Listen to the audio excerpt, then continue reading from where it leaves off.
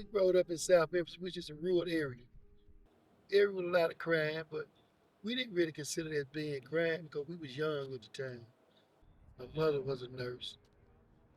She worked 11 to 7. I went to Lincoln Junior High, or Patterson High School. I kind of dropped out of school in 11th grade, got in the streets. A lot of stuff was going on. As usual, a lot of robbing go on. People breaking in houses and stuff. It was just the usual going on. But as a kid, I didn't notice a lot of that till after I got into being a teenager. I got old enough to understand uh, what crime was. When I was growing up, cocaine and stuff really wasn't out there. It was weed was out there. So that was the thing that I kind of took on to. What was some of your first experiences kind of like going in that direction? Was it just like, just smoking weed and Yeah, it started off. I was just smoking weed for recreation. Me and a lot of friends. There was a few dudes in the neighborhood. We hung out. We used to play football and sit on the corner, sit behind. We had a little old cut we sat behind all day, and we just told jokes and drunk beer and smoked weed. how old were you at that time, I think? 12, 13 years old. Then it became a factor. Well, I started throwing paper. I was a paper boy growing up. I always have been a hustler. Uh, I used to cut yard. At the time when I was growing up, I used to cut yard for 50 cents a dollar. 50 cents for the front yard, dollar for the back. You know, and it was hard. But then growing up, man, it was some happy days. Wasn't really sad. We didn't really know what poverty was, man. We were just hustling to try to make it. Uh, After I got a little older, seventh, eighth grade, then I wanted a little more, and I resorted to selling weed. At the time, weed was pretty cheap. Uh, $15, 15, $20. We called them 15 three-finger leaves at the time. I used to buy four-finger leaves, go to school, sell dollar joints. I paid $20 for it. I might make 100. You know, and I liked that money, and it was really getting good. And Yeah. so I tried to get a little more, do a little more. You know, and first car I bought was a Cadillac, '75 Coupe de Ville. Never will forget it. Pearl white. And you bought that car yourself? Yes, Oh, and how old were you when you bought the car? 16. Oh wow, so you were pretty young still. Yes, I was a youngster. And you kind of saved with the money you were using. Yes, So and I got a little job too. I got a little job. Um, I used to work at this place called Lodge. Was a restaurant. I was a busboy. We was on Shelby Drive in Corona at the time, right across from South Landmark. And man, I used to ride the bicycle before I even got my car. I used to ride the bicycle to go to work. You know, and when I got that car, man, I'm talking about, I just lit up. The world was mine. you must have felt like a real boss, like 16 Yeah, in a yeah, Cadillac. the world was mine, man. 2 years later, uh, I had I was with my first daughter's mom. I was with her about 14 years, 13, 14 years. Um, at the time, we the same age. So at the time, both of us was like in seventh, eighth, ninth grade, And it, we stayed together for 13 years. So, it was like puppy love. Man, we just had it going on, man, doing what we want to do, how we want to do it, what we want to do. And I enjoyed that, man. So after me and her broke up, I really went into selling cocaine and getting off to other women. That's when I came up with a woman worked at a shake joint. Her name was Champagne from Minnesota. And How'd you meet her? what I've been knowing her all her life, really, her auntie stayed up the street from my grandmother. So they used to come from Minnesota for the summer. But she was a year too older than me. And she was already offered to shake joint dancing, topless dance. So I was coming down the street one day. I had had a green Landau, 77 Keystones on. So she asked me to go out one day. So I said, "You paying, ain't it?" She said, "Yeah, I'm paying." And well, the world changed from there. You know, she gave me the game. I ain't gonna lie. A woman gave me the game. And What do you mean when you say gave me the game? Like she, what kind she, of doors did that open? man, we call it pimping then, man. So at this time, uh, me and her, man, we just went around the world. D.C., New York, Florida, Albuquerque. Then I come up with a couple more women. Uh, really didn't have to do nothing because she did it all. Then I had to do it main time. So she was kind of like She was the bottom girl. yeah, Call it the bottom girl. She and was the bottom girl. she would kind of take care of like most of the operation. Yeah, yes. It was all good, man. Life was good. Then I started selling cocaine. I just mixed the game. So you were making good money. Yeah. So from there, I just went to the whole life of crime behind that. And when you get to stuff like that, man, really your whole world changes. Because you're in another world from other people now. So after that, when I mixed the game, that's when I started going to jail. Got caught selling dope, spent time in jail, ended up with birth charge.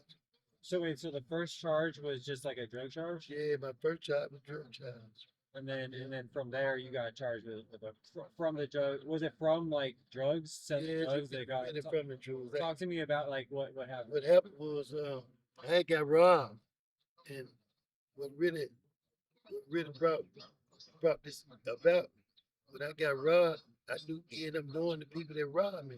They had on a mask, but I knew who they were. Was it here in Memphis? Yes. So I just went back and took care of my business, as we call it. That's how I ended up going to the field. So I did 28 years in the field. Drug charge, murder charge, criminal murder charge. So I did 28 years. I'm just coming home. When I first went to the field, I went to Beaumont USP, which is called a pen EMS workers in tried federal to custody. revive the 48-year-old, but he was later pronounced dead at the scene. Officials haven't said how he died. When Walker Beaumont, was when serving a Beaumont opened up, 6.5-year it sentence. was really like a slaughterhouse. They called it the bloody Beaumont. What they did was took all troublemakers. When they first opened it up, people that had already been locked up, life was 35 years. So when they first opened up, everybody there either had a life sentence, 30, 35 years. So they got what they call a car, which is a geographical thing, state to state. So you had to be in a certain car from the state that you was from. And I hated when that happened because it's really like a game. They don't call it a game, but it's really like a game. If your state got into it with another state, somebody might just come stick you just because they done been into it with somebody in your state. So that way you have to stay up on everything. You have to get up every day. You have to come out to find out what's going on for that day. You know, new people dying every day. And they sticking on police, they was killing police and everything. It just really was, to me, it just was really another world inside the world. A lot of people don't know. Jail ain't all what people on the outside think. We go through a lot while we incarcerated. And by us being incarcerated, officers treat us like, man, we ain't nobody. So therefore we have to stick together, man, and run the stuff that we have to run and do what we have to do in order for us to survive. You must have seen your fair share of killing. Yeah, I'm talking about this was like a everyday thing, it seemed like, because you around people from all over the world. You around people not just from Tennessee, but you around people from all over the world. So you dealing with different attitudes, you know, different personalities. You got some folks in there, they was already serial killers. You got child molesters. You got folks that, man, that I'm talking about, it's mentally messed up. So you got to know what you're dealing with. So you can't just speak to everybody. You can't say anything to anybody. You know that create a problem. Then you can't just go on your own. But listen, if you get into it with somebody, you can't just go on your own and, and, and get into it with them. You got to go talk to the shot call before anything can happen. So you got somebody that's running every state, every cop. You got a dude that's we call the shot call. They run all that. His say so say if y'all gonna fight, if y'all ain't gonna fight, if they gonna clear it up or whatever. So that's just the way it is. So to me, I to me, it's really like a game. You know, they don't call it a game. That's what it really is. And so it's not really even divided up like it's divided geographically. So it's not even Yeah, divided like among like racial or like no, it's geographic. So now you can be from New York. So you got New York, New Jersey, Baltimore, all them folks, all them people, all them ride together. You might have Tennessee, Florida, Atlanta, Alabama, all them run together. So it don't matter if you're white, black, it don't matter. oh, I never knew that. And so, but then talk to me about how you kind of like started, how you found your way through there. Was it So very when you get time like I had, you got to set your mind and set a goal, man, for when you gonna get out. It never seemed like you're gonna get out because you got so much time, but you got to have a good mindset. So I went in. When I went in, I lost my mother. While I was down, I lost my mother, my father, grandparents. But I went in and I said, I got to get my mindset and have myself together for when I do get ready to get out. So I started doing leathercraft. I learned leathercraft uh, early on, but I wasn't much advanced as I am now. So I learned leathercraft. I went into the leather shop, and that's where I spent my days. Leather shop in Unicorn. And Unicorn is a factory where we make fatigues for the army. Everything they do is for the government. So after I got out of work out of Unicorn, I always went to the leather shop. So I make backpack purses, Bible covers, duffel bags, keychain, wallets. So that was my hustle. I also cook soul food, burritos, hamburgers, chicken. I did all that to save my money because I ain't have no support. After my parents passed, I had to find a way to survive and to try to stay out that mess that was going on in the penitentiary. So that's what I did. I went to school. I tried to learn trades, learn me some trades. And along doing that, I also worked in Unicorn and I was selling my purses. I sold them through the prison, and people on the outside also helped me with orders, and I saved my money. So when it's time for me to come home, I'll be able to do a few things that need to be done without having to depend on somebody else. do you remember like how like when you first saw leather work and like how When I first started, I was fascinated with leather. When I used to go into the shop, I would see how the dudes were making the belts and making the purse and they was coming out better than the purses that you people buy on the street. So I used to just sit around. And this one fella was telling me, he said, old school. He said, you want to learn this? I said, yeah, man. So he said, look, uh, fill your cop out. That's what they call it. A cop out is something that you fill out when you're trying to get into some programs or whatever while you're incarcerated. So I felt out one to go in the shop. After I got in the shop, he gave me enough leather to make a purse and a belt and something else to sell to buy some more. So I made it, bought me some material, and I just was saving my money, buying material piece by piece till I got enough material to do what I need to do. So after I really got in there and got myself together, we kind of joined together. He kind of showed me a lot of patterns and a lot of different ways to do things. And from there, man, I'm talking about, I went to the moon, man. You good? Mm-hmm. Mm-hmm. You eat the alphabets and stuff. Talk to me about kind of coming out and coming back home. So when I come out, when it was time for me to come home, um, I came to the halfway house. I had been, it's something I thought would never come. This day would never come. I've been gone 28 years, and I never thought this day would come. But when I got to the halfway house, I met this lady named Portia. And the first thing I said to her was, "Can you help me get a job?" And she asked me how long I've been gone. I told her I've been gone 28 years. She said, I said, "I heard y'all helping people get on at Milwaukee too." She said, "I got you." I'm talking about the same week I got hired. And that's an organization called TRAP. But did you find it difficult, like reintegrating into society? And Well, I was already prepared. So that's something that you have to have a mindset for, right? You have to prepare yourself for society. Really can't nobody else prepare you. So you have to have a mind for that. And like I said, I already had goals. So I had a short term goal, mid term, and long term.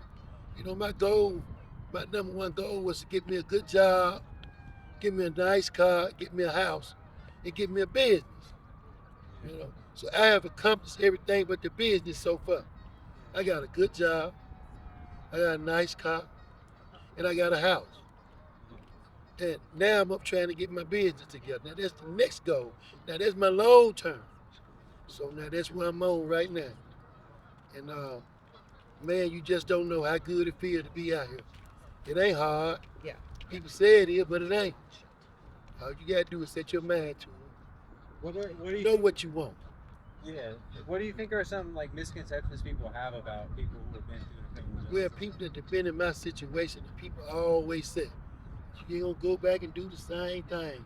He ain't gonna be number this, and he ain't gonna be number that." That's negative thinking. But a man, like I said, you have to set your mind to do the right thing. And if you got goals, if you ain't got no goals, now you ain't got no purpose.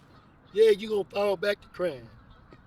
But if you already got a goal and you know where you wanna go, you ain't going back because you already know ain't nothing back there.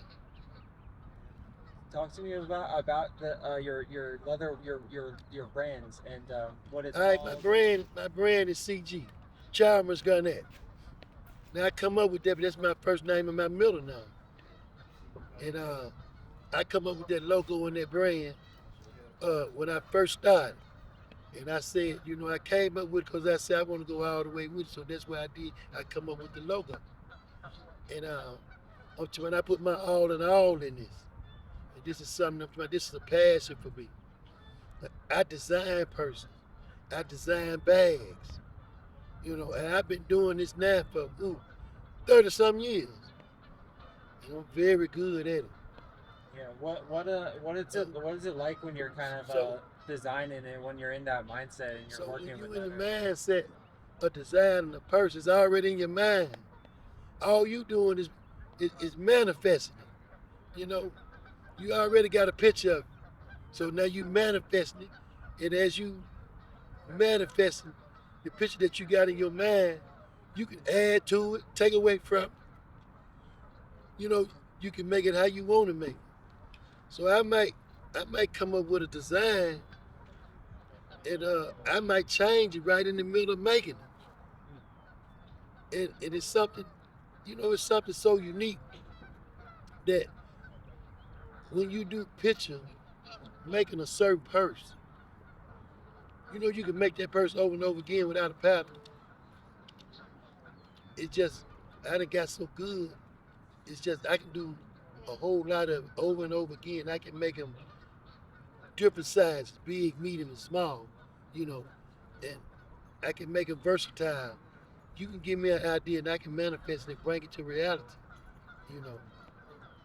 And I think I'm just that good. Yeah. When you look back on your journey, you know, it's kind of made you who you are at this point. And so, Yeah. is there things that you regret along the way, or Yes. are you happy with I'm everything? gonna tell you like this.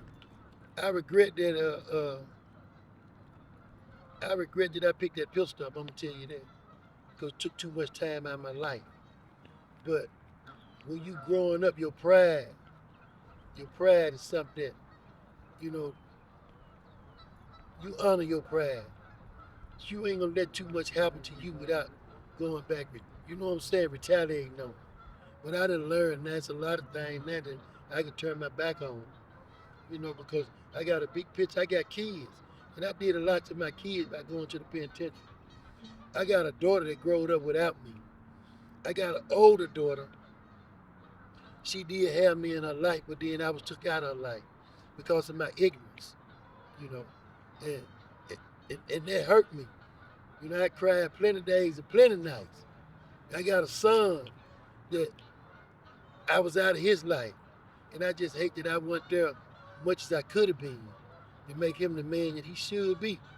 You know, I've been I growed up, like I said, I growed up partially with my father, partially without my father. But I really got my manhood out the street. So that's where I really growed up at, in the street. But me and my father, we was tight, you know, but we got tight later in life. You know, we weren't tight when I was growing up. We got tight later in life. Yeah, so like I said, I lost my family since I've been down. So I come out. Only piece I have left with my kids. I got 2 aunts left. Nothing but cousins. I got a slew of cousins. You know, kids and 2 aunts. That's it. You know, so I already knew when I came home. You know, my mindset had to be set at a more positive level.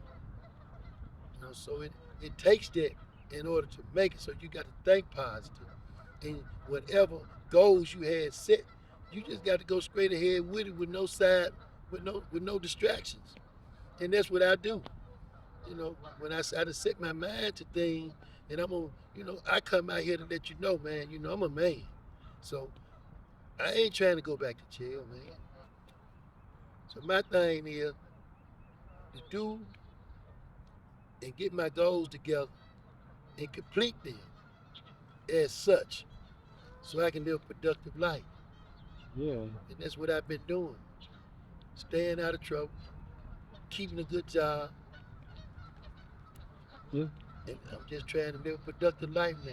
Like I said, I'm trying to get my purse line brand. I'm trying to get this mom and pop store opened up with a boutique. And man, I just want to live a productive life. And I really, later, I want to open up a reentry home for women. That's what I want to do. Because everybody needs help, especially when you've been incarcerated. A lot of people give up when they get incarcerated. Yeah. You know, so my plan is to reach back, but I want to reach back on the women because it's more stuff out here for men and less things out here for women. Women got kids, so I want to open up a reentry home for women so they can get their kids back, and let them work in my business. Open up, then I'm gonna fall back on that program. Well, and so would that be your advice to your younger self? Is that, hey, take a deep breath, don't pick up that gun. Yeah, Would take that a be deep it? breath. Don't pick that gun up. You don't need it. You can walk away. It's just something you don't need because these young dudes don't have fathers out there now. That's why they picking that gun up. They don't have nobody to guide them. But life, you know what they say, man. Life is a bitch. But you know what? It ain't so bad, man. Once you just take a look through the hourglass and find your way. You got to have a plan. If you don't have a plan, you ain't gonna never make it. It's yeah, and it's a testament to you that you're still here, Yes, right? It's a testament to your willpower. yeah, and I'm a cancer survivor. I caught cancer in 15. I had one lung. I had my lung took out. So I'm a cancer survivor. And I just thank God for bringing me through, man. And it just opened my eyes and let me know, it's a lot to live for. And all the time that I spent out of my kids' life, it's time for me to, it's time for us to get this relationship back together, man, as well as accomplish something in life. So that's where I'm at.